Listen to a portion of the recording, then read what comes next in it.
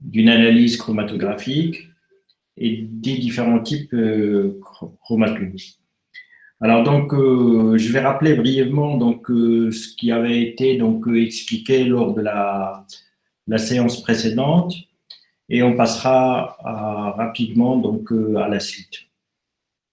Alors, j'espère donc au moins pour ceux qui ont suivi donc qu'ils ont compris donc en fait que les techniques, toutes les techniques chromatographiques, donc en fait tout d'abord donc il s'agit de techniques séparatives, c'est-à-dire donc de méthodes qui vont nous permettre de séparer différentes familles de molécules ou à l'intérieur d'une famille de molécules de ne séparer donc que les différentes espèces moléculaires.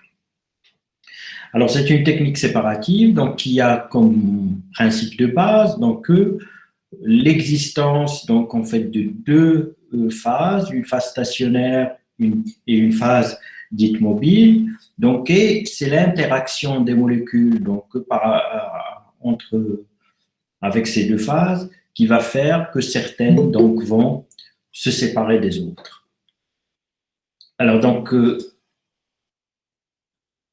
dans cette interaction, donc, il y a un certain nombre de phénomènes physico-chimiques donc, qui se passent et selon donc l'affinité en quelque sorte ou selon la force d'interaction d'une espèce moléculaire donc, par rapport à une phase ou à une autre, donc il va avancer beaucoup plus vite qu'une autre, donc il va être avancé par la progression, par l'avancement de la phase mobile, et une autre va se retrouver retardée.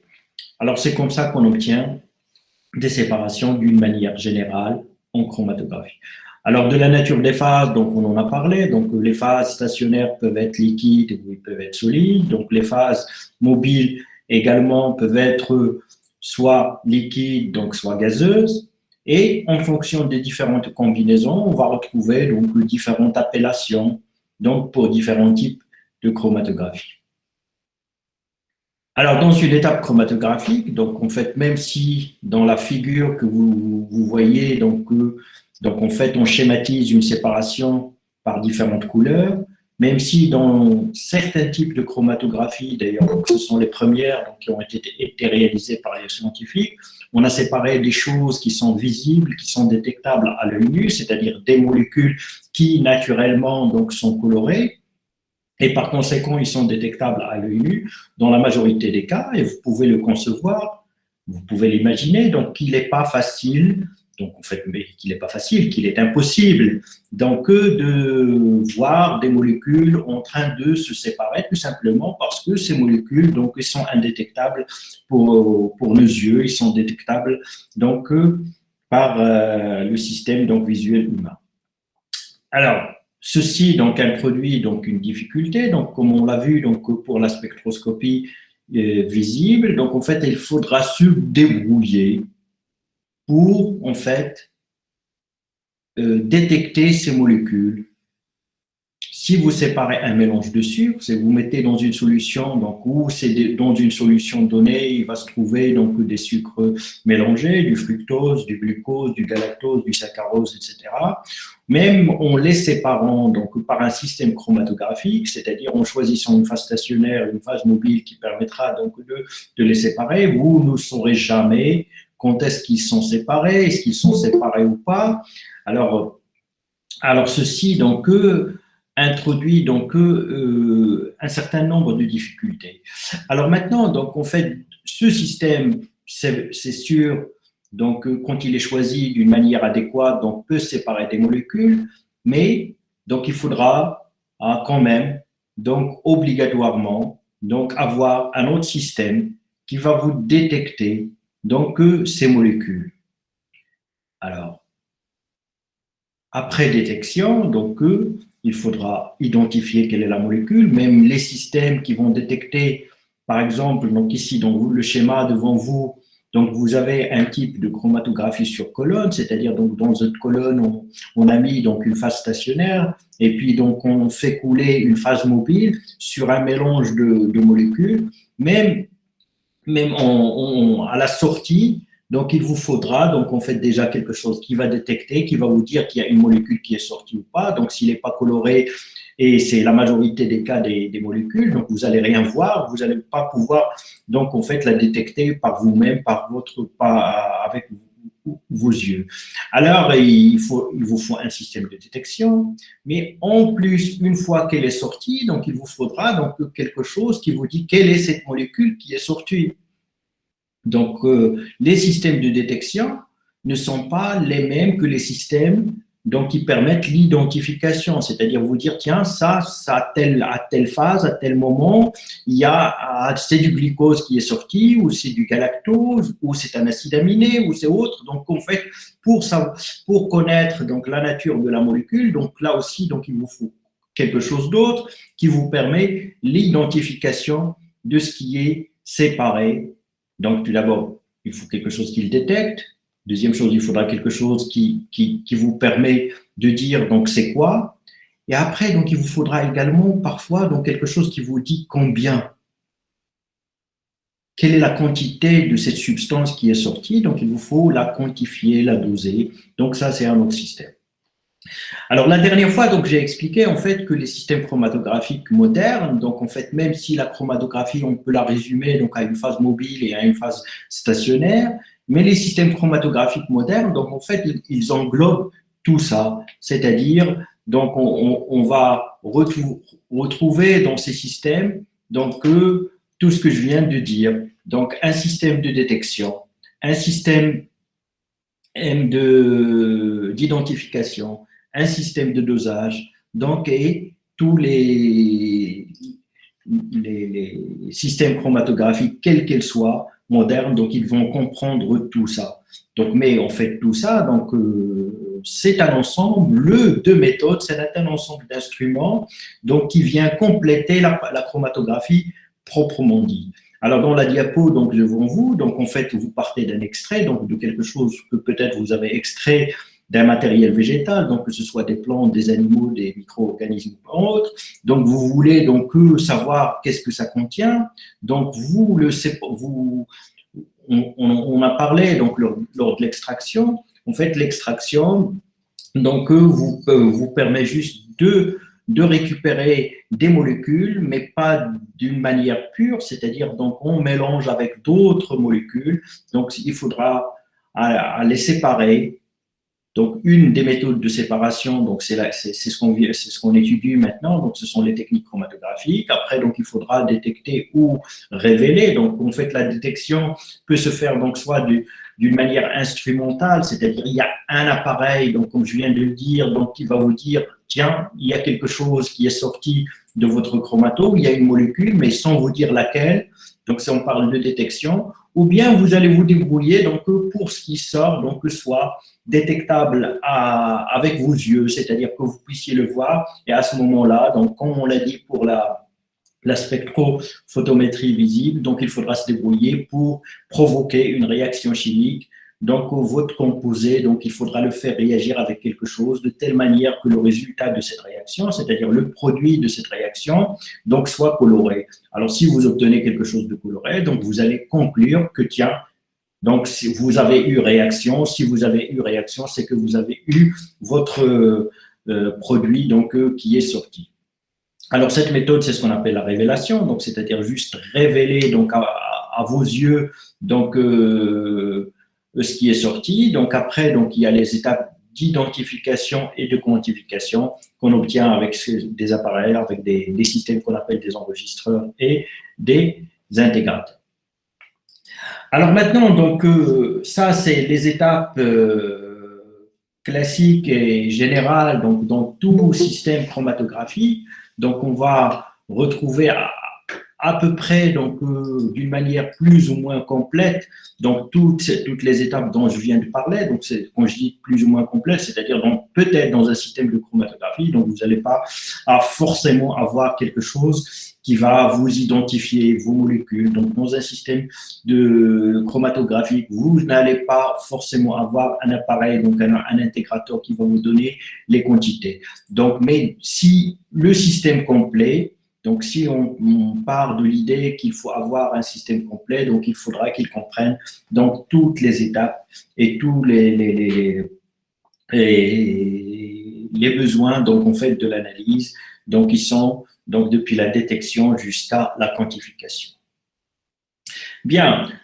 Alors, je disais donc en fait que tous les systèmes chromatographiques, donc ils ont cette caractéristique commune, c'est-à-dire donc la présence obligatoire d'une phase mobile et d'une phase stationnaire. Et la séparation se fait, comme je viens de le dire, donc en fonction de l'interaction des molécules vis-à-vis donc ces deux phases. Donc en fait, toutes les molécules ne vont pas interagir de la même manière avec la phase stationnaire et avec la phase mobile, et c'est ce qui va provoquer donc en fait leur séparation. Et en fonction de cette interaction, donc on va définir, on va retrouver un certain nombre de types de méthodes chromatographiques.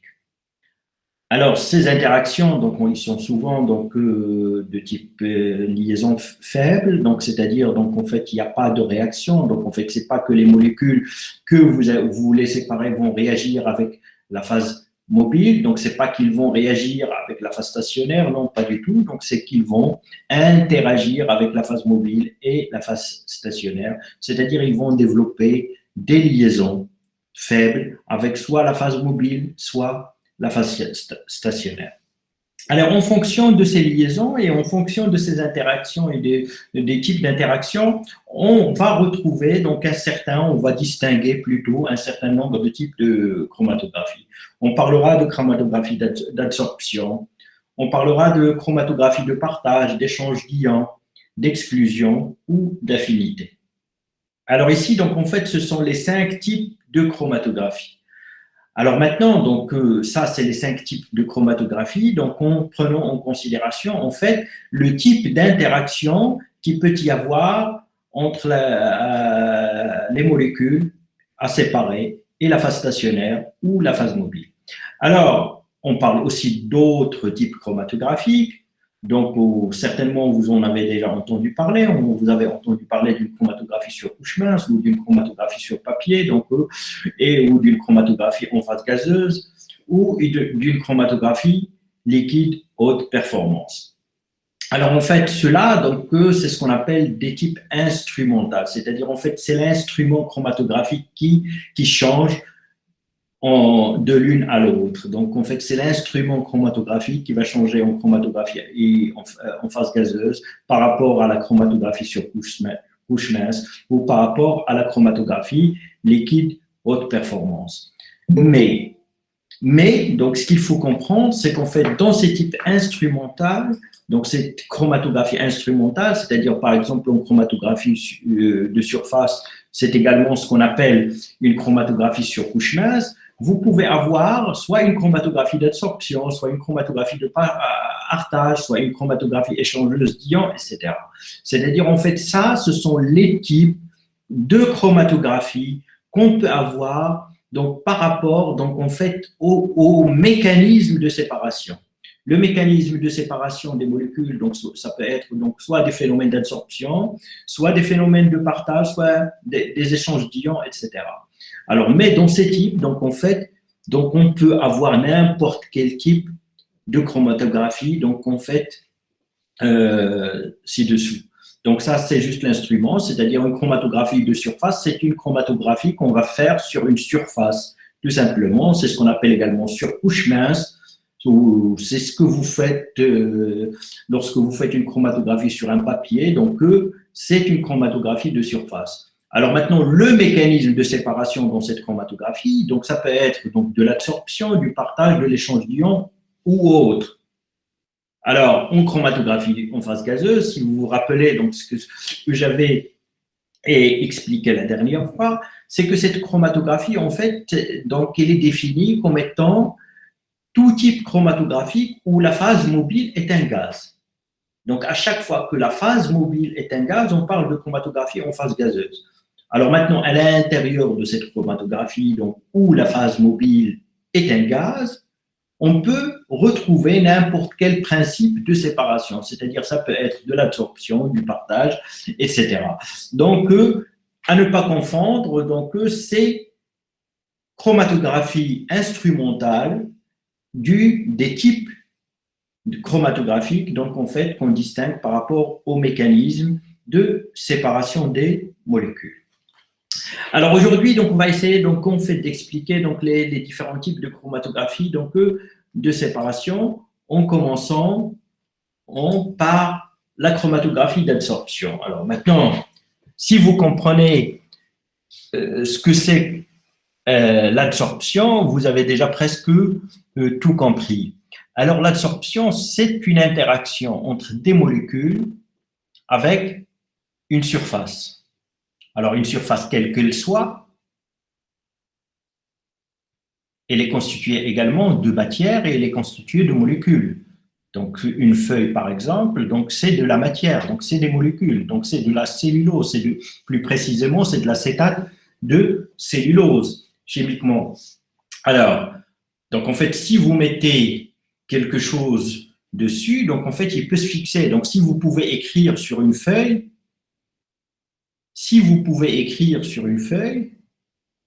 pourquoi? C'est quoi physiquement? Qu'est-ce qui se passe? C'est que vous mettez des molécules d'encre,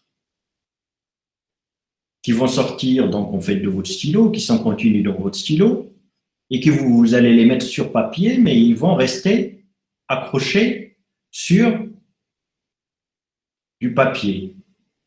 D'accord? Alors en fait, s'ils se fixent sur du papier, c'est qu'ils ont établi des liaisons avec les molécules qui constituent le papier. Alors maintenant, ce type de liaison, donc d'une manière générale, donc vous savez que ça ne peut être que soit des liaisons fortes, c'est-à-dire des liaisons covalentes, soit des liaisons faibles, qui peuvent être de différents types. On en a parlé à plusieurs occasions, soit des liaisons hydrogènes, donc soit des interactions électrostatiques, donc soit des liaisons von der Waals, etc. Alors maintenant, donc en fait, vous avez compris, donc en fait, le phénomène qui se passe quand vous écrivez, donc c'est de l'absorption.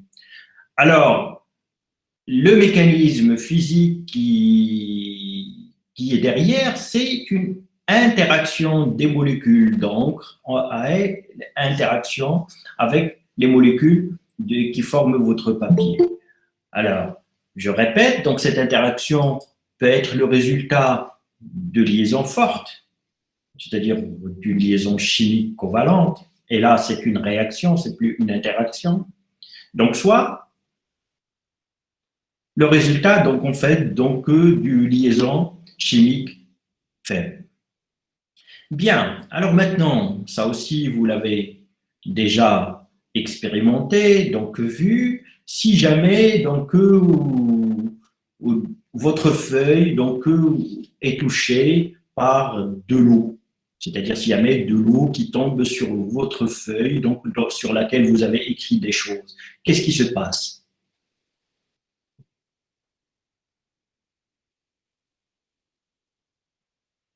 Alors j'aimerais quand même donc qu'il y ait un minimum d'interaction entre nous. Donc sinon j'aurais l'impression de parler tout seul, donc et j'aurais l'impression de parler à mon écran d'ordinateur. Alors en fait donc L'eau est absorbée, monsieur, l'eau est absorbée par la feuille. oui, donc les molécules d'eau, donc c'est la même chose, donc ils peuvent être absorbées ou absorbées par la feuille. Alors, il ne faut pas confondre absorption et absorption. En fait, c'est pas ça ce qui m'intéresse ici. Donc, vous avez une écriture donc sur une feuille, donc et par hasard, donc il y a un verre d'eau qui se renverse sur une feuille déjà où vous avez de l'écriture. Qu'est-ce qui se passe? C'est qu'en fait, votre écriture, donc en fait, peut disparaître. Et ça veut dire quoi? La rupture des liaisons entre l'encre et la surface. Voilà, donc ça veut dire qu'en fait, là, qu'est-ce qui s'est passé? Que les molécules de votre encre, donc en fait, ils ont été emportés par votre eau, ils ont été emportés par votre eau parce qu'en fait, ils ont développé d'autres interactions avec les molécules d'eau et les molécules d'eau, en quelque sorte, les ont arrachées de leur fixation sur le papier. Alors, ce que vous venez maintenant de voir, ce que on vient d'expliquer, donc ce que vous avez déjà expérimenté dans votre vie à plusieurs reprises, c'est le phénomène d'absorption et c'est exactement le phénomène qui se passe dans une chromatographie d'absorption.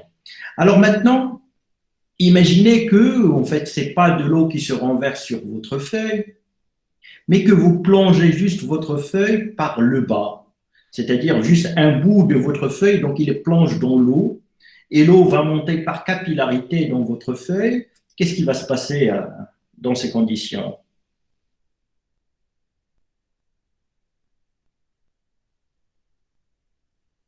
Alors, vous mettez votre feuille par le bas dans de l'eau, vous la faites mouiller par le bas, vous la laissez dans l'eau, et puis donc en fait il y a votre eau.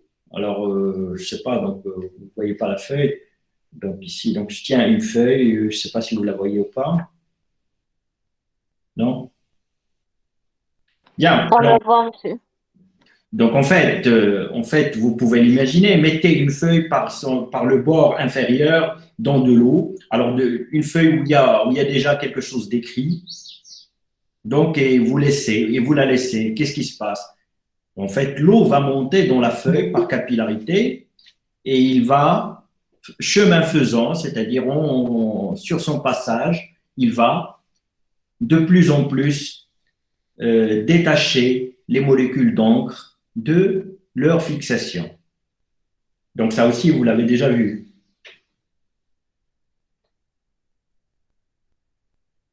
Oui.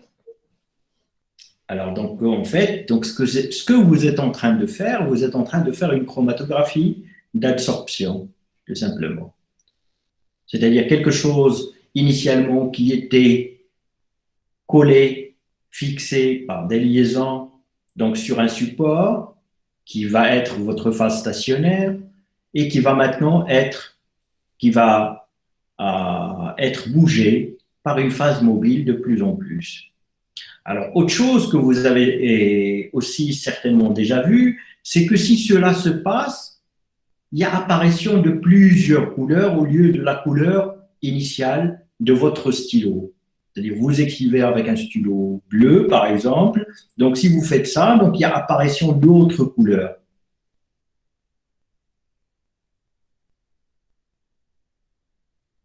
Oui, monsieur. Alors, Oui, il y a apparition d'autres couleurs. alors, je vous le répète, une fois de plus, c'est extrêmement désagréable quand je pose des questions et quand il n'y a aucune réaction. Alors, si c'est comme ça, il vaut mieux arrêter tout de suite. Je ne suis pas en train de parler dans le vide. Et j'aime pas ça.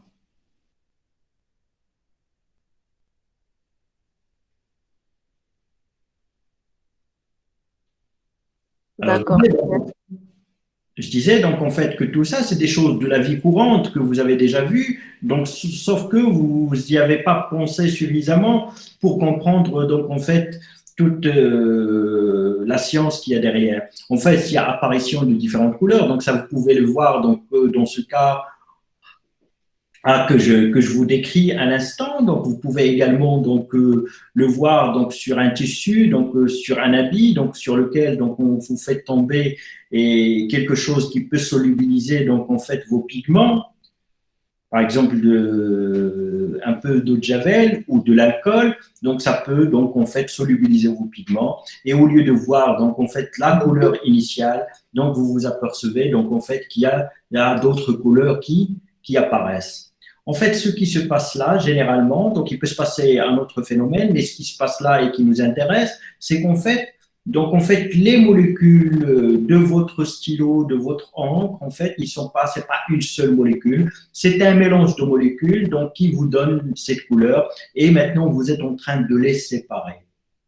Donc, en fait, ce qui se passe quand, donc, en fait, votre phase mobile, c'est-à-dire soit donc de l'eau ou autre chose, ou un autre solvant, ou un mélange de solvants, peu importe, mais quand ce phénomène-là se passe, en fait, ce que vous voyez, en fait, c'est une séparation. Et le phénomène derrière, en fait, donc c'est de l'absorption. Donc, en fait, ce sont des molécules qui se sont accrochées donc, aux molécules d'une surface. C'est pourquoi on parle de chromatographie de surface. Et dans ce cas-là, donc, en fait, c'est une chromatographie d'absorption. Alors, dans cette chromatographie d'absorption, donc, il y a des termes techniques qu'il faudra retenir et se familiariser avec. Donc, on parle d'absorption et pas d'absorption. Donc, en fait, l'absorption, c'est autre chose. L'absorption, c'est le phénomène physique qui permet, donc, en fait, la liaison de molécules avec les molécules qui constituent un support ou une surface. Alors, dans ce cas-là, les molécules qui constituent la surface sont appelées des adsorbants. On parle d'adsorbants. Et les molécules donc, que vous voulez séparer, donc on dit qu'ils sont absorbés sur le support.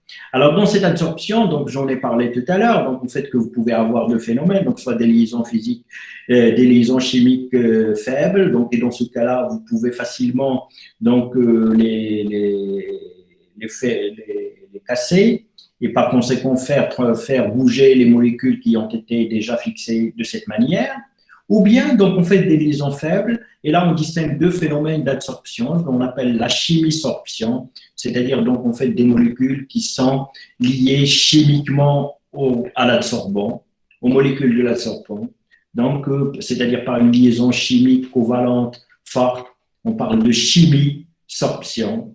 Ou bien, on parle de physisorption, quand les molécules sont juste reliées par des liaisons faibles. Alors, vous comprenez donc aussi quand c'est lié avec des liaisons fortes, c'est-à-dire quand il s'agit de réactions chimiques et que les molécules que vous avez déposées sur l'adsorbant, en fait, ils ont réagi avec l'adsorbant, ils ont développé de nouvelles molécules, c'est-à-dire un nouveau produit de réaction, c'est-à-dire les molécules, par exemple, de votre encre ont réagi avec les molécules de votre feuille. Ils ont développé une liaison covalente forte entre les deux molécules pour devenir une nouvelle molécule. Donc, dans ce cas-là, en fait, vous ne pouvez plus désorber facilement. Si vous voulez désorber, il faudra casser tout ça. Il faudra casser une liaison chimique covalente. Et dans ce cas-là, donc, ça demande beaucoup plus d'énergie et beaucoup plus de...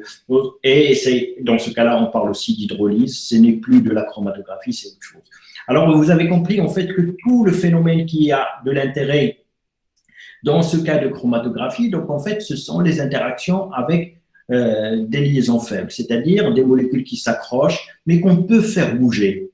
Sauf quand il y a un mélange de molécules, chacune va s'accrocher avec une force. C'est-à-dire toutes les molécules ne vont pas s'accrocher de la même manière, avec la même force aux molécules de l'adsorbant. Et dans ce cas-là, donc, il y en a celles qui vont être absorbées facilement, facilement. Désorber, c'est le contraire d'absorber. Il y a des molécules qui vont être désorbées facilement, d'autres un peu plus difficilement et d'autres très difficilement. Et c'est ça qui va faire que vous allez obtenir une séparation en chromatographie d'adsorption. Alors maintenant, ce phénomène de désorption, c'est quoi? C'est-à-dire le fait d'aller enlever ces molécules. Alors maintenant, en fait, le phénomène qui se passe, il est tout simple, c'est un phénomène de compétition. C'est-à-dire des molécules qui se sont accrochées à votre support. Si vous mettez dessus donc d'autres molécules, dans ce cas-là, ce sont les molécules qui vont constituer votre phase mobile.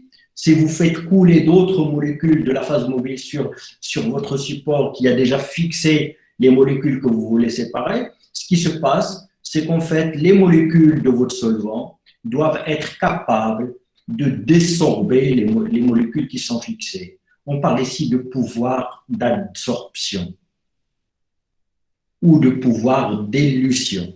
C'est-à-dire, si vous mettez des molécules qui ne développent pas suffisamment de force avec les molécules de votre absorbant, ne vont jamais pouvoir désorber les, les molécules qui sont déjà accrochées à votre support. Alors maintenant, donc, pour désorber ces molécules, c'est-à-dire pour les enlever de là où ils sont et où ils étaient fixés, il faudra utiliser d'autres molécules qui ont un pouvoir absorbant beaucoup plus élevé. Alors ce pouvoir absorbant, donc, il est encore une fois lié à ce qu'on avait déjà expliqué dans le premier cours d'extraction comme étant la polarité des molécules. Plus une molécule est polaire, plus elle va s'absorber.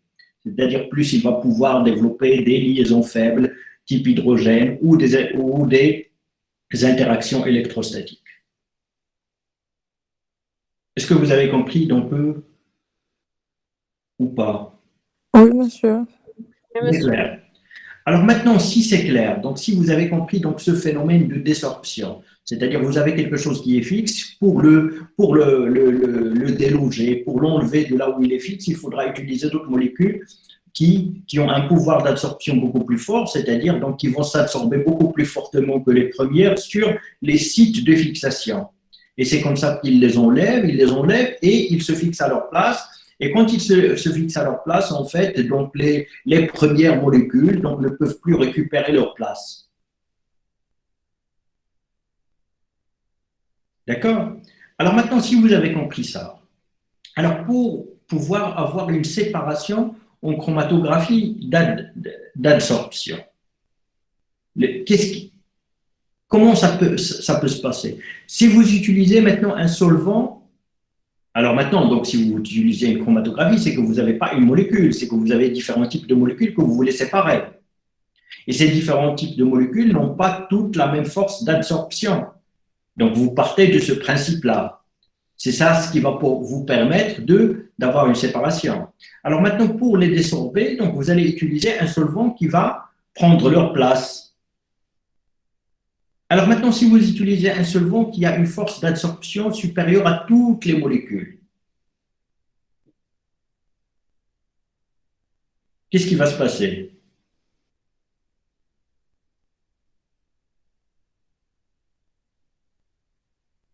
Il va se passer en fait qu'elles vont être toutes désorbées d'un seul coup. Il n'y aura aucune qui restera absorbée à votre phase stationnaire. Est-ce que vous allez obtenir une séparation dans ce cas?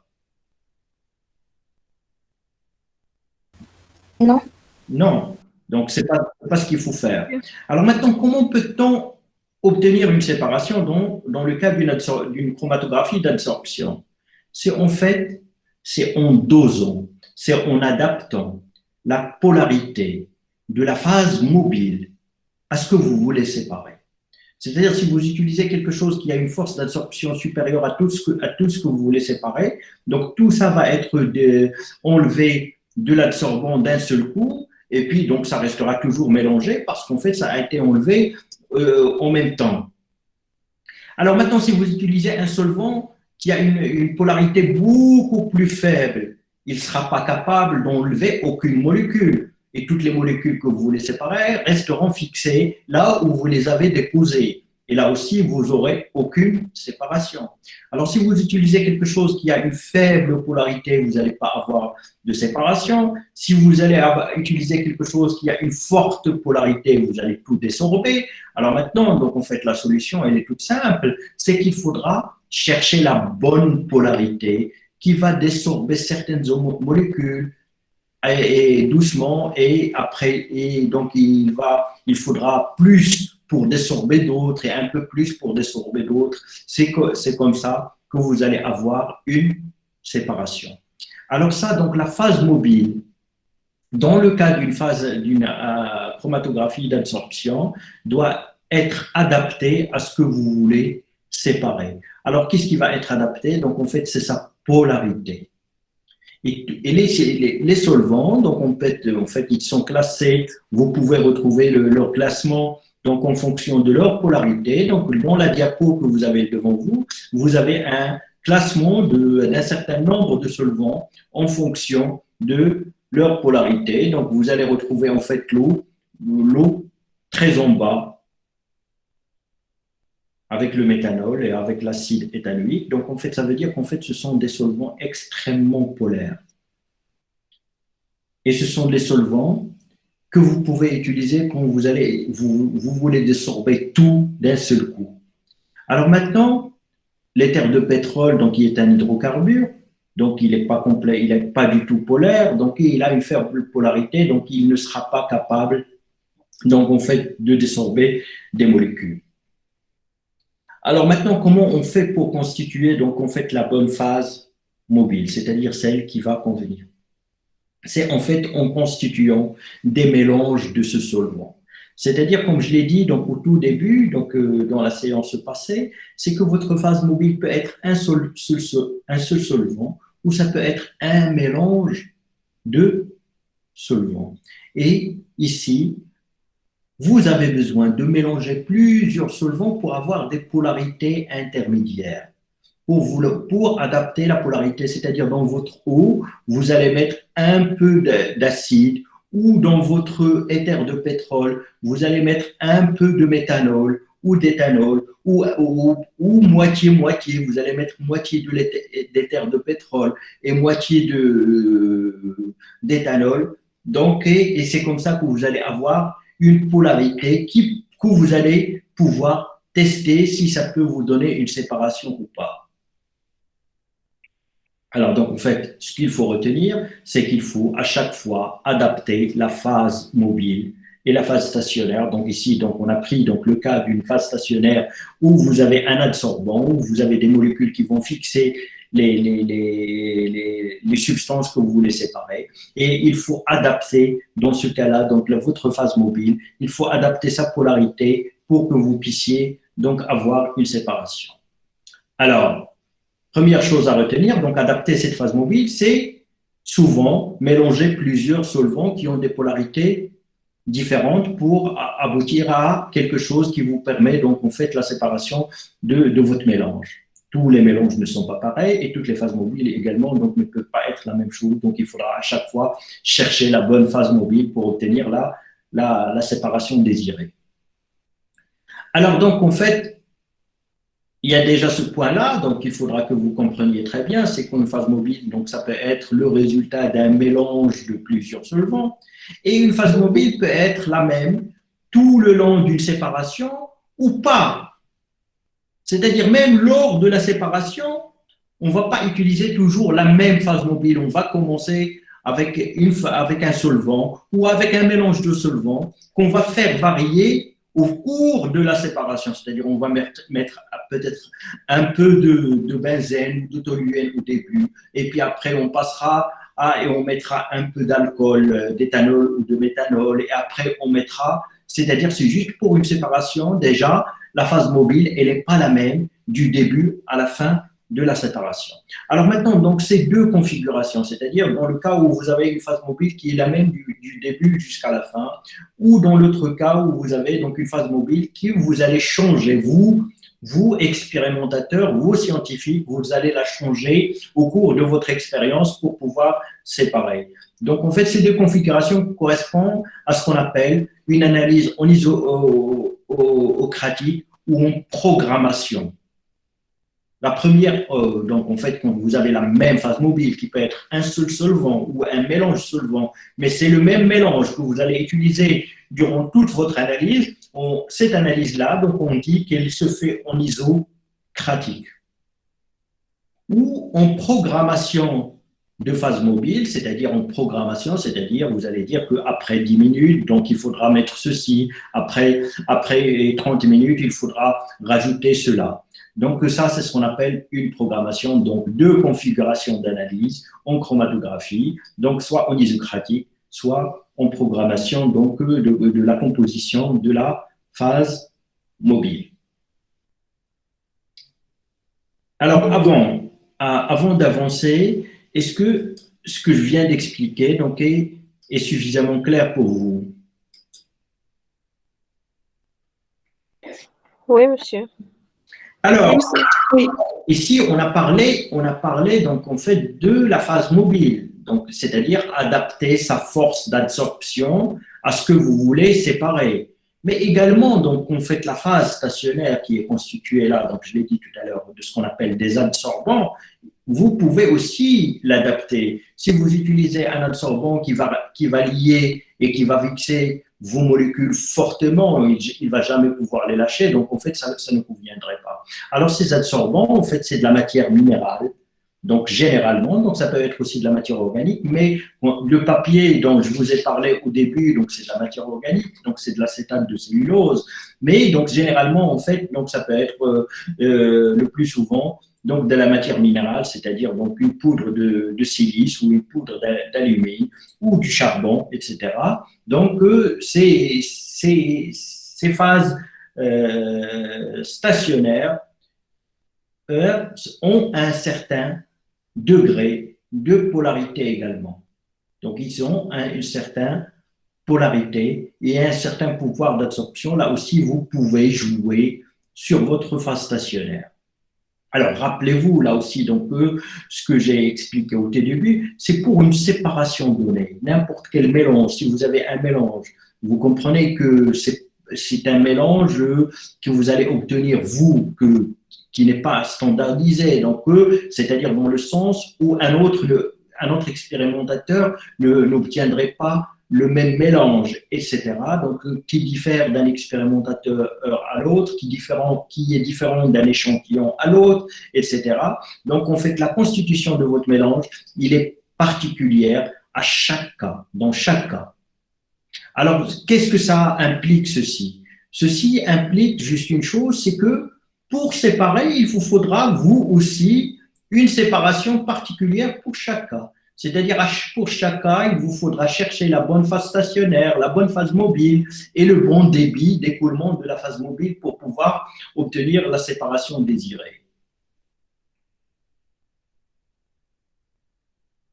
Est-ce que c'est clair? Oui. Très bien. Oui. Alors, on peut avancer. Alors maintenant, donc, les adsorbants, en fait, comme je l'ai dit, donc en fait, c'est des molécules qui constituent donc une surface solide, donc sur lequel, donc en fait, donc on va mettre d'autres molécules qui vont interagir. Donc ici, donc vous avez les schémas d'interaction donc avec des groupements silanol donc formés par de la silice. Dans ce cas-là, donc l'adsorbant c'est de la silice. Donc ça peut être de l'alumine. Donc on fait tout ça.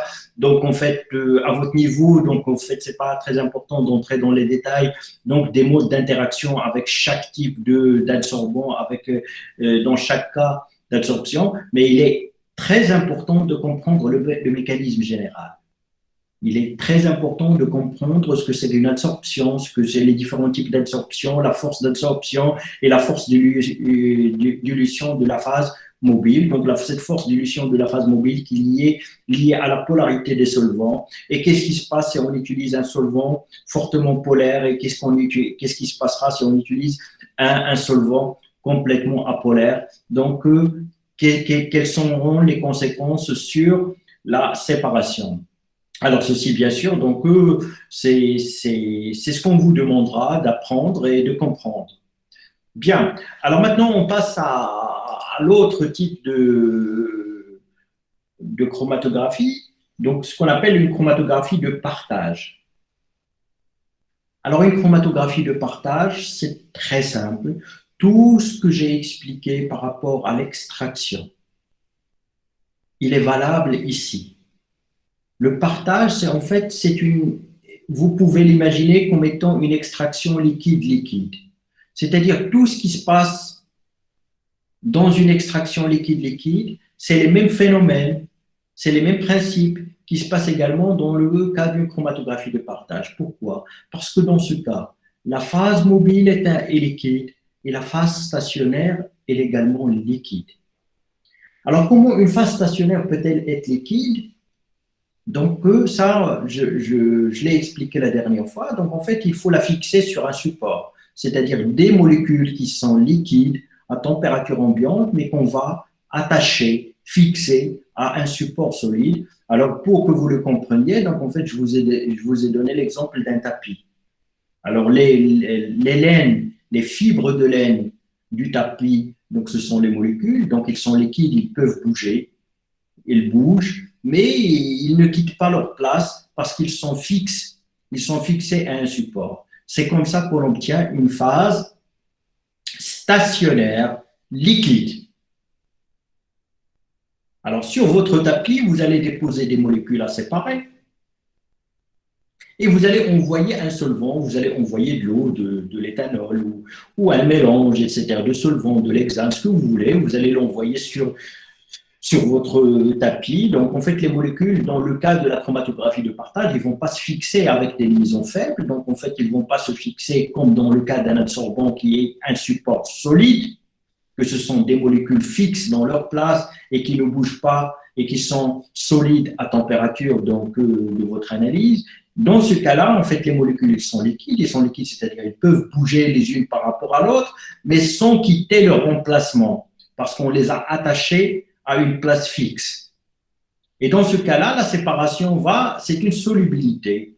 La séparation va se faire en fonction du degré de solubilité, c'est-à-dire vos molécules.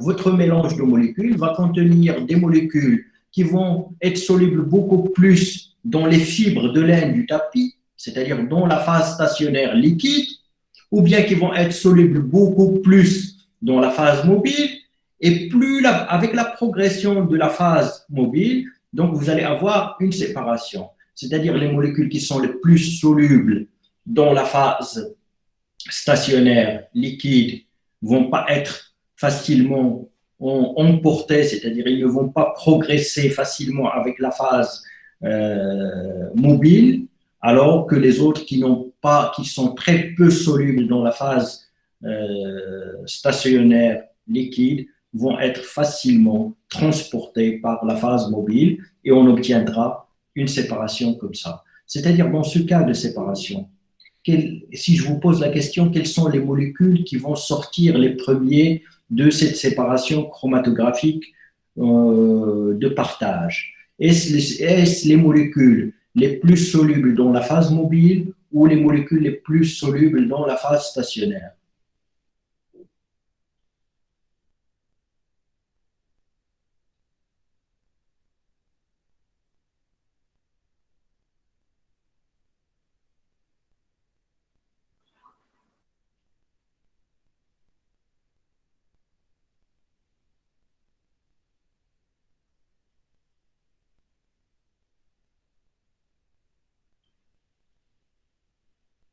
Alors, si vous n'arrivez pas à répondre maintenant, donc soyez sûr que vous n'allez pas arriver donc à répondre à aucune question le jour d'examen. Donc, toutes les questions que je pose, donc c'est plutôt des questions de compréhension.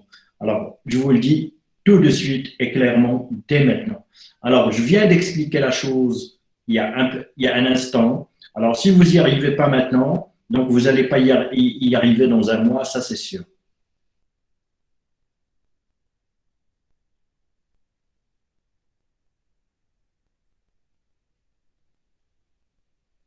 Alors, je répète, donc en fait, dans la chromatographie de partage, donc en fait, les deux phases sont liquides.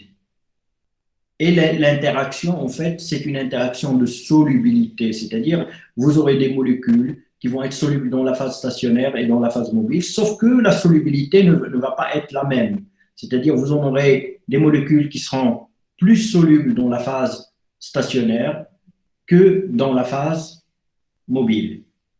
Alors maintenant, dans ce cas de figure, dans le cas d'une chromatographie de partage, quelles sont les molécules qui vont sortir de votre chromatographie les premières?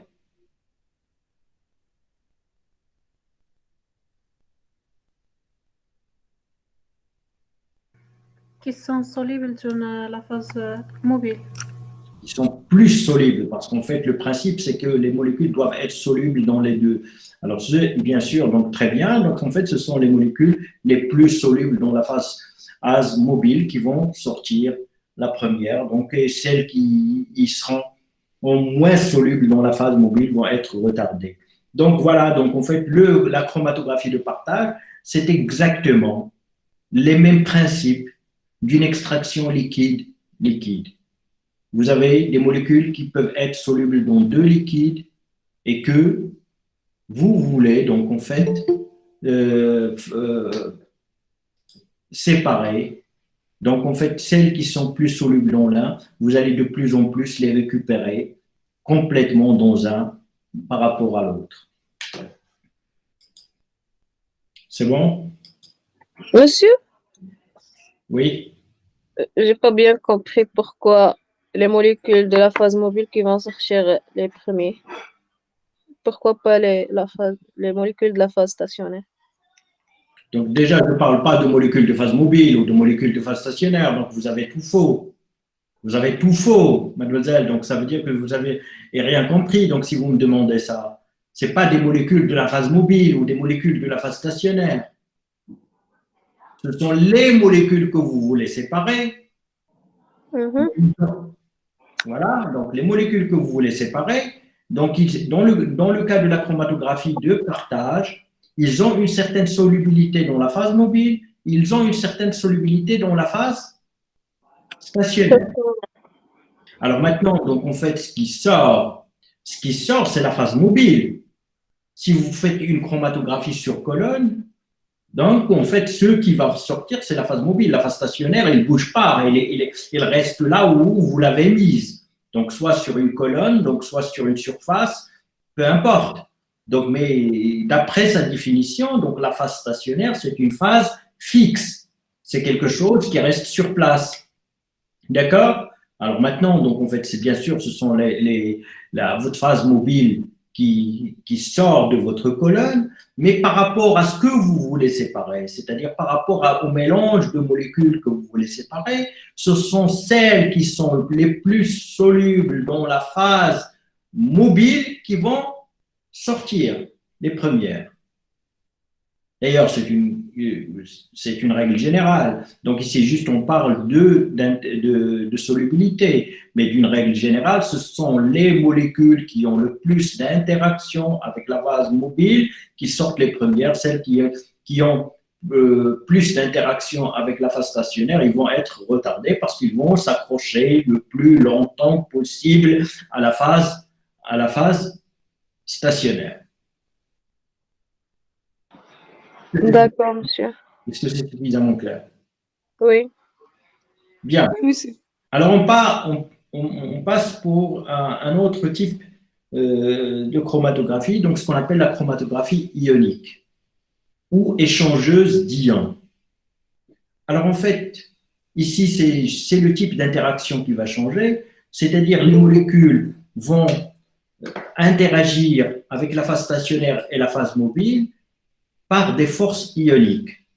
Alors, ça veut dire quoi? Ça veut dire ce que vous voulez séparer, il est obligatoirement sous forme d'ion. Voilà ce que ça veut dire. Ça veut dire juste ça. Ça veut dire maintenant que le mélange de molécules que vous voulez séparer doit être ionisé. C'est-à-dire, il doit présenter des charges électriques nettes, pas partielles, mais nettes, c'est-à-dire donc soit des charges électriques positives, soit des charges électriques négatives. Alors, donc, ce qui n'est pas chargé, bien sûr, vous ne pouvez pas le séparer par chromatographie échangeuse d'ions. Alors, le type d'interaction, elle est électrostatique. Et puis, donc, vous le connaissez déjà, c'est-à-dire ce qui est positif va s'accrocher à ce qui est négatif. Alors maintenant, donc, dans ce cas de figure, donc, vous pouvez imaginer deux types de phases stationnaires. Alors la phase stationnaire, je répète, c'est ce qui est fixe. Alors deux types de phases stationnaires, donc soit une phase stationnaire qui a des charges positives, soit une phase stationnaire qui a des charges négatives. Alors dans ce cas-là, dans le cas de la chromatographie échangeuse d'ions, alors obligatoirement tous les types d'interactions, je viens de le dire, ils sont électrostatiques. Alors en fait, que ce soit les molécules que vous voulez séparer, ils doivent être ionisés, c'est-à-dire ils doivent avoir des charges électriques nettes, soit positives, soit négatives. Donc, mais également, la phase stationnaire également, donc pour qu'il y ait interaction avec la phase stationnaire également doit avoir des charges positives ou négatives. De même, la phase mobile elle-même doit contenir également des molécules chargées, soit positives, soit négatives. Sinon, donc, il n'y aurait aucune interaction avec la phase mobile s'il n'est pas chargé. Il n'y aura aucune interaction avec la phase stationnaire s'il n'est pas chargé. Il n'y aura aucune interaction si vos molécules ne sont pas chargées. Donc, en fait, dans la chromatographie ionique, tout ça est chargé électriquement. C'est-à-dire la phase mobile contient des ions, la phase stationnaire est également ionisée et les substances à séparer sont également ionisées. Alors maintenant, dans ce cas de figure, en fait, l'interaction, vous pouvez l'imaginer. Donc, en fait, si vous avez des molécules chargées positivement, ils vont se fixer sur quelque chose qui est chargé négativement. Donc, c'est-à-dire si votre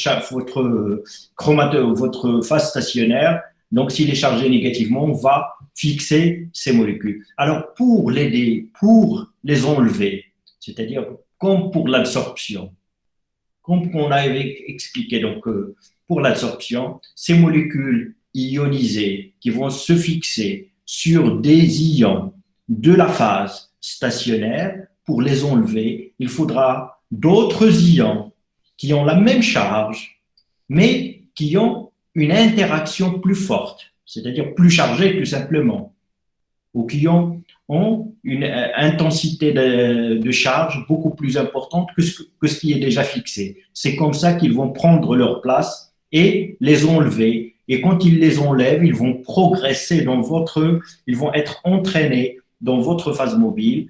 Donc, et c'est comme ça qu'ils vont être élués et c'est comme ça qu'ils vont être séparés. Parce que s'ils restent accrochés à la phase stationnaire, donc en fait, jamais vous pouvez donc en fait les séparer. Donc, si toutes les molécules sont fixées à la phase stationnaire et vous ne pouvez pas les déloger, c'est-à-dire vous ne pouvez plus les enlever, donc ça ne marchera pas.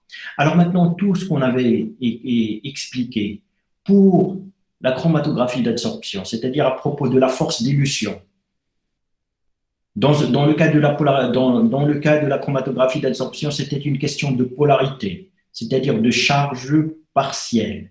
Alors ici, tout ce qui change, c'est que vous avez des charges nettes.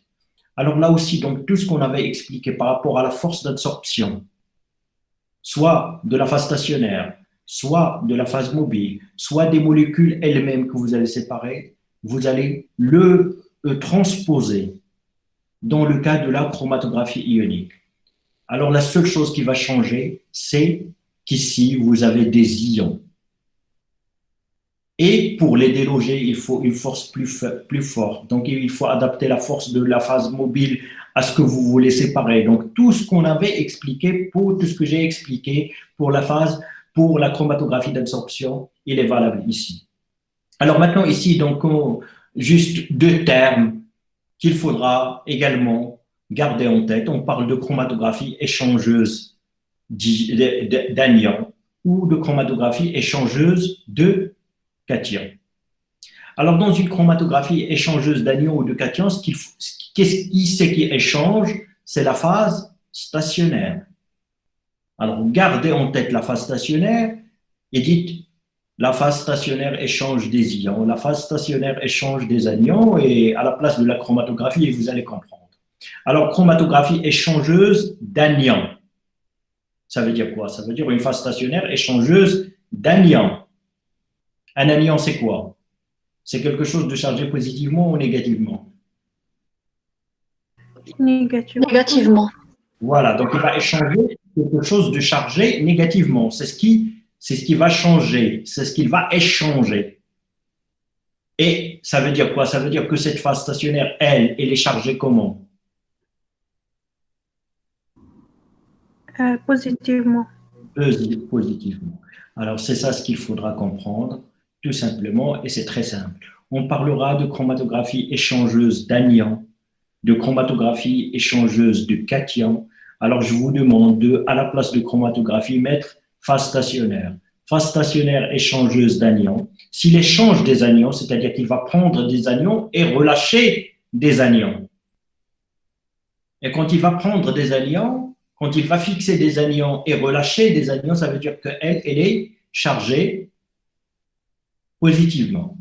Alors, donc, l'inverse, en fait, s'il est échangeuse de cations, c'est-à-dire qu'il va fixer des cations et qu'il va relâcher des cations, c'est qu'elle est chargée négativement. Exactement. Donc voilà, donc c'est tout simple. Donc c'est comme ça qu'il faut s'y prendre pour ne pas s'y perdre. Alors maintenant, donc en fait, et autre chose, dans le cas de chromatographie échangeuse d'ions, on parle de résine, tout simplement. Ce sont des molécules organiques avec des groupements ioniques, tout simplement, avec des molécules organiques, comme vous en avez vu en chimie, donc qui sont chargées, tout simplement.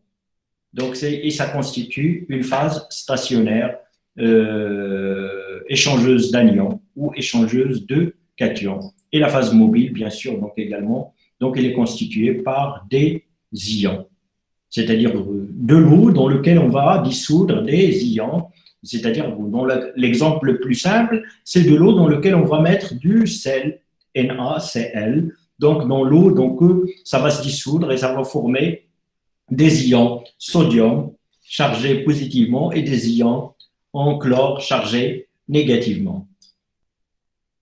Bien. Alors ça, c'est le principe d'échange d'ions, donc c'est ce que je viens d'expliquer tout simplement. Donc, pour ne pas se tromper, donc entre des résines échangeuses de cations et des résines échangeuses d'anions. Alors ici, donc vous voyez donc une échangeuse de cations. Donc en fait, la résine elle est chargée négativement et elle échange des cations. Alors donc échangeuse d'anions, la résine elle est chargée positivement et elle échange des anions. C'est-à-dire, elle fixe des anions et vous rajoutez d'autres anions qui vont prendre la place des premiers anions. Donc, c'est pourquoi on parle d'échange. Donc, elle est chargée positivement. Il va fixer un anion. Et puis, donc, vous, ce que vous faites pour désorber ça, donc, vous allez rajouter d'autres anions qui vont prendre la place du premier. Donc, c'est pourquoi on parle d'échangeuse d'anions ou d'échangeuse de cations. Donc, c'est la même chose. Alors, est-ce que c'est suffisamment clair? Oui. Oui. Bien. Bien, il y en a au moins 2 qui ont compris, donc très bien. Oui. Bien, alors on parle donc à un autre type de chromatographie, donc ce qu'on appelle la chromatographie d'exclusion, de perméation de gel, donc en fait c'est où tout simplement, donc on parle de tamis moléculaire, donc c'est également ici donc c'est une chromatographie qui s'apparente à ce qu'on avait vu dans la filtration, avec une grande différence, mais c'est-à-dire dans le sens où la séparation va se faire en fonction de la taille des molécules. C'est pourquoi on l'appelle également tamis moléculaire. Un tamis, c'est un filtre, tout simplement. D'accord? On l'appelle tamis moléculaire. Bien, alors maintenant, je disais donc que c'est quelque chose qui s'apparente à ce qu'on a vu donc, quand on a parlé de filtration,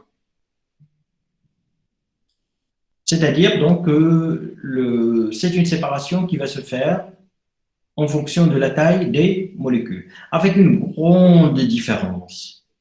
C'est qu'en fait, ce qui va passer en chromatographie d'exclusion, le premier, en fait, ce n'est pas les petites molécules. Ce ne sont pas les petites molécules qui passent facilement. En filtration, c'est le cas. Ce qui est retenu ou ce qui est retardé, donc ce qui est retenu en filtration, ce sont les molécules qui sont les macromolécules, c'est-à-dire qui ont des tailles beaucoup plus importantes et les petites, ils passent à travers le filtre. C'est ça. Alors maintenant, en chromatographie d'exclusion, c'est l'inverse. C'est-à-dire, en fait, les grosses, ils passent en premier et les plus petites, donc ils sont retardés. On parle de perméation de gel, on parle de chromatographie d'exclusion ou de tamis moléculaire. Alors maintenant, ce qu'il faut comprendre, c'est comment cela puisse arriver, c'est-à-dire comment cela se fait que les petites molécules donc, sont retardées et les grosses, ils passent. En fait, ceci est lié à la structure du gel. En fait, ici, donc, la phase stationnaire, c'est généralement des macromolécules qui forment des gels, tout simplement. Donc, on les appelle gels. Alors, dans le cas de la chromatographie ionique, ce qu'on vient de voir, donc la phase stationnaire, on l'appelle des résines. En cas de chromatographie d'adsorption, on parle d'adsorbants. Ici, dans le cas de chromatographie d'exclusion, on parle de gel. D'ailleurs, elle s'appelle aussi donc perméation de gel. Est-ce que c'est clair?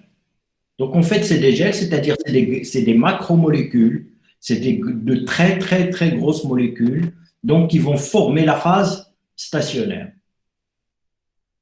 Et puis, donc, on va séparer d'autres molécules dessus.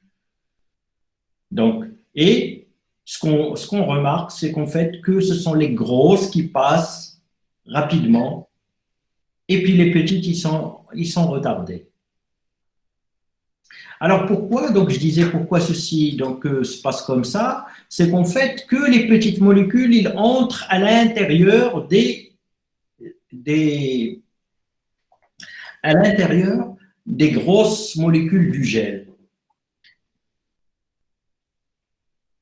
Alors pour un peu visualiser cela, alors prenez des pelotes de laine. Vous savez ce que c'est une pelote de laine? Oui, monsieur. Non? Des pelotes de laine, c'est-à-dire de la fibre de laine que vous avez enroulée pour faire des petites boules. Et avec ces petites boules-là, vous allez remplissez donc en fait un cylindre, c'est-à-dire une sorte de colonne. Il y aura plein de petites boules de laine à l'intérieur. Ça, c'est votre phase stationnaire. C'est des macromolécules et on parle de gel. D'accord? Alors maintenant, si vous versez sur ce que je viens de vous demander d'imaginer, si vous versez dessus, donc en fait, un mélange de sable, d'argile, donc en fait de la terre, de la poussière, et après donc qui contient des petits cailloux.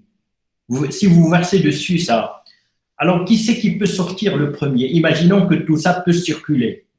Imaginons que tout ça peut circuler dans votre colonne qui contient des pelotes de laine. Qui c'est qui va sortir le premier? Le sable, monsieur. Et qu'est-ce qui va être retenu?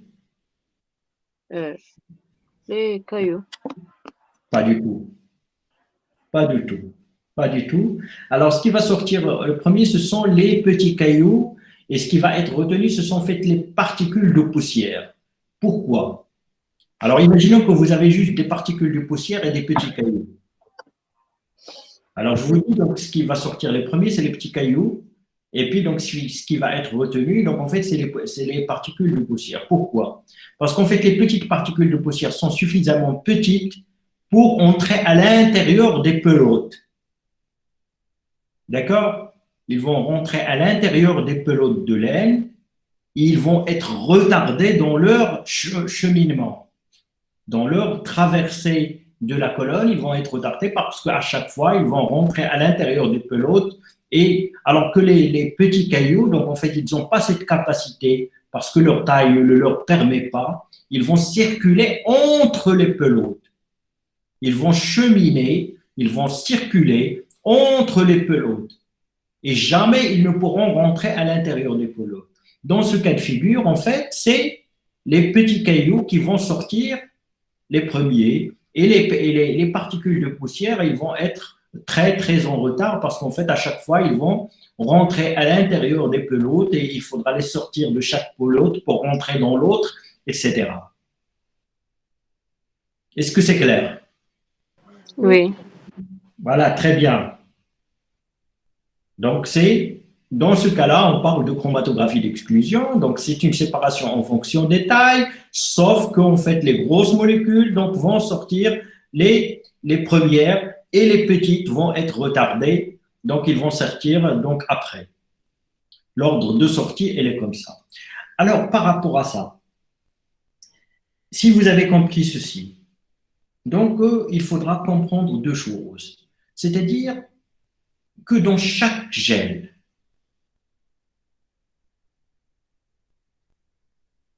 et on revient peut-être à l'exemple que je viens de donner des pelotes de laine dans une colonne.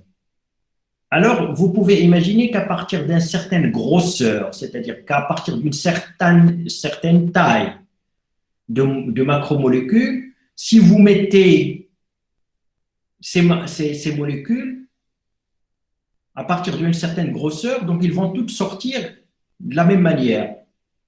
C'est-à-dire, supposons, alors je vais dire que quelque chose de juste d'arbitraire, c'est-à-dire si vous prenez des billes d'un demi-centimètre et des billes d'1 centimètre de diamètre et des billes de 2 centimètres de diamètre, si vous mettez tout ça, en fait, tout ça va sortir en même temps, c'est-à-dire il n'y aura pas de séparation, parce que ce soit la bille qui a un demi-centimètre de diamètre, ou la bille qui a 1 centimètre de diamètre, ou la bille qui a 2 centimètres de diamètre, aucune de ces billes n'est retardée, c'est-à-dire aucune de ces billes ne peut rentrer à l'intérieur des pelotes. Si aucune de ces billes ne peut rentrer à l'intérieur des pelotes, c'est qu'aucune de ces billes ne va être retardée, et par conséquent, tout ça va sortir en même temps, quelle que soit la taille de ces billes. Est-ce que c'est clair ça? Cette image, est-ce qu'elle est claire pour vous? Oui, monsieur. Alors on peut imaginer l'autre chose de l'autre côté, c'est-à-dire à partir d'une certaine taille aussi, donc toutes les tailles inférieures à cette taille vont entrer à l'intérieur des pelotes et qui vont être retardées de la même manière, quelle que soit leur taille, que ce soit 1 millimètre ou 1 micron ou 0,5 micron ou un nanomètre, quelle que soit la taille après, au-delà, en dessous d'une certaine taille, quelle que soit la taille, on ne peut plus obtenir de séparation parce qu'en fait, quelle que soit la taille, ils vont être retardés de la même manière. Alors ça veut dire que pour chaque gène, c'est-à-dire pour chaque type de pelote, dans ce cas que je vous ai demandé d'imaginer, pour chaque type de gène, vous avez 2 limites de séparation, une limite inférieure et une limite supérieure. Et on parle de limite d'exclusion. De limite d'exclusion inférieure et de limite d'exclusion supérieure. C'est-à-dire pour chaque gène. Alors quand je dis gène, imaginez des pelotes de laine. Alors pour chaque gène, vous avez obligatoirement 2 limites d'exclusion. Une limite d'exclusion inférieure en dessous de laquelle vous n'avez pas de séparation et une limite d'exclusion supérieure au-dessus de laquelle, donc également, vous n'avez pas de séparation parce que tout sort en même temps, quelle que soit la taille, et une limite d'exclusion inférieure ou, quelle que soit là aussi la taille, en dessous, plus faible que ça, que celle-là, que cette limite, vous n'allez pas obtenir de séparation parce qu'ils vont être retardés de la même manière. Donc, chaque gène de chromatographie d'exclusion est caractérisé et par 2 limites.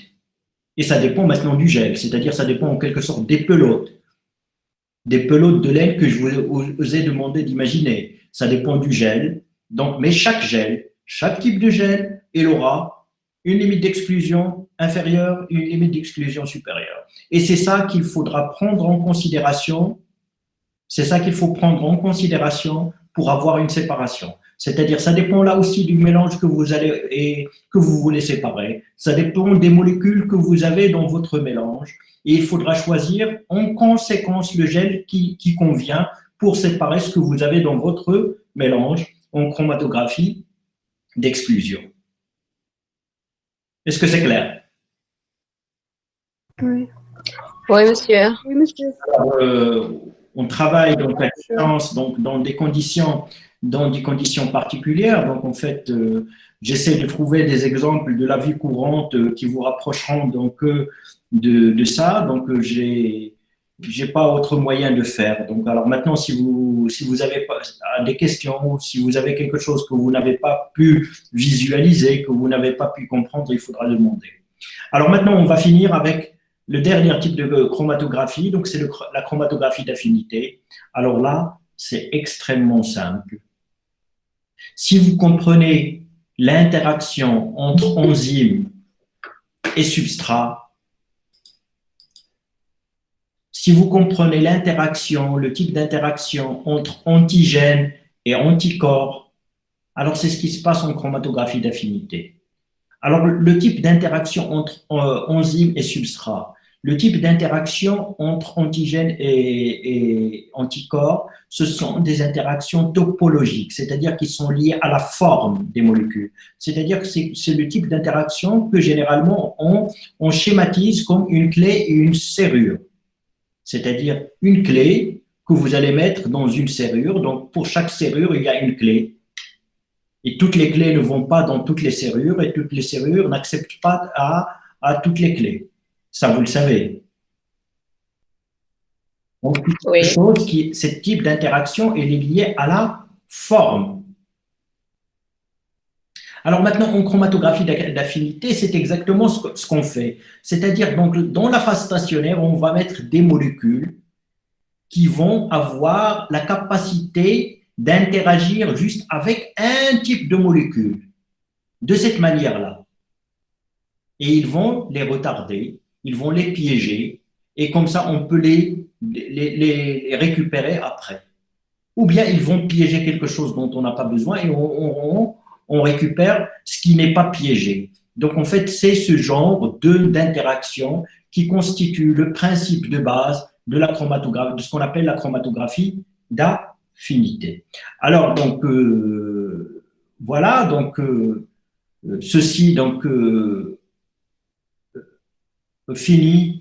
Avec ceci, donc, je finis donc, cette séance d'aujourd'hui. Alors, donc, je vous laisse un petit moment pour si jamais donc, vous avez des questions, des choses que vous n'avez pas bien comprises dans cette séance, des choses qui ne sont pas suffisamment expliquées, que je n'ai pas suffisamment expliquées, qui ne sont pas suffisamment claires pour vous. Alors, je reste encore 5 à 10 minutes pour que vous me posiez vos questions.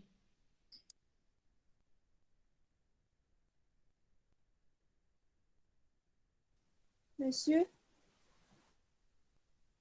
je n'ai pas compris cette dernière. La chromographie d'infinité.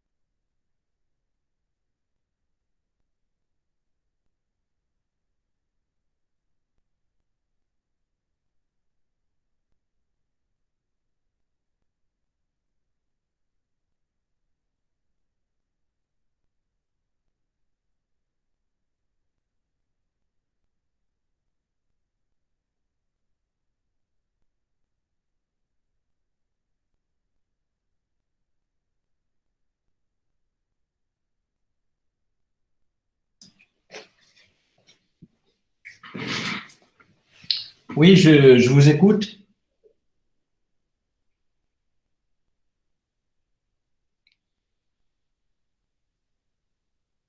Est-ce que vous avez des questions? Jamais. Jamais vous n'avez des questions. Monsieur, j'ai pas compris, c'est quoi le pouvoir d'absorption? C'est la force avec laquelle une molécule va s'accrocher à une molécule d'adsorbant, c'est-à-dire une molécule donc solide, c'est-à-dire quelque chose de solide. Donc, la force d'absorption, donc ce que je voulais expliquer tout à l'heure. Donc, en fait, quand vous écrivez donc sur un papier, donc en fait, ce qui se passe, c'est que des molécules de votre encre vont s'accrocher avec les molécules sur les molécules de votre papier. Alors maintenant, ils vont s'accrocher à chaque type de molécule, ils vont s'accrocher avec une certaine force. Il y en a certaines qu'il serait facile d'enlever et d'autres. D'ailleurs, c'est ce que vous faites quand vous écrivez sur des bancs de votre amphi. Tous les bancs de l'amphi, donc on fait, ils sont pleins de ratures, d'écritures, donc oui ou non? Oui. Alors en fait, ce qui s'est passé, c'est que l'encre s'est absorbée, s'est fixée, les molécules de l'encre se sont fixées donc sur ces bancs-là. Alors maintenant, pour les enlever, ça aussi vous l'avez déjà vu, donc il y en a certaines qui sont facilement enlevables, vous mettez de l'eau et ça part, et il y en a d'autres qui sont beaucoup plus difficiles à enlever. Oui ou non? Oui. Donc voilà, donc c'est ce qu'on appelle la force d'absorption, c'est-à-dire la force avec laquelle les molécules se sont accrochées aux molécules de l'absorbant, de la surface solide. Merci, monsieur.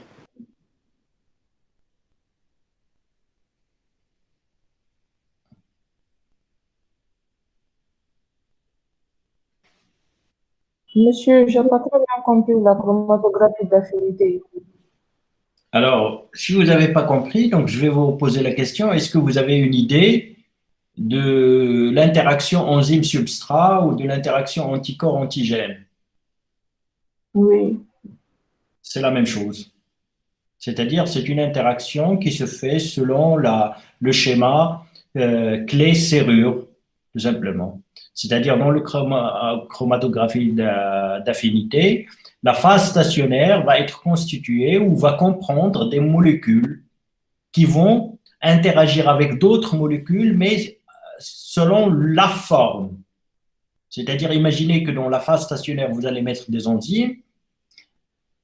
Qu'est-ce qui peut être accroché par ces enzymes?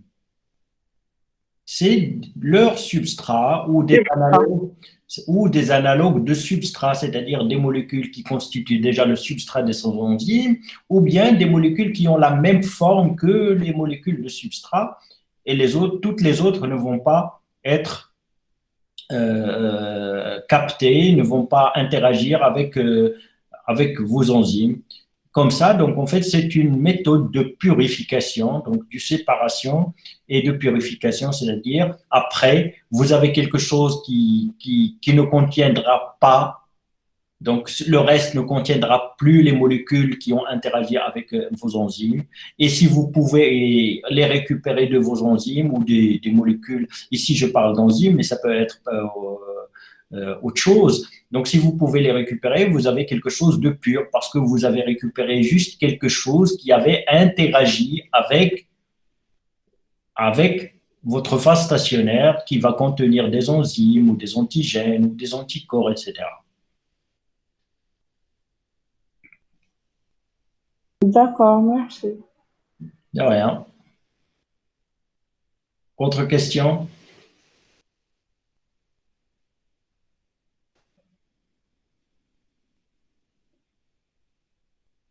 Alors bon, donc si vous n'avez pas de questions, donc je vais conclure donc en fait que tout a été clair pour vous et on arrête la séance d'aujourd'hui et on continuera la prochaine fois. Merci, monsieur. De rien, bon courage. S'il vous plaît, monsieur. Merci.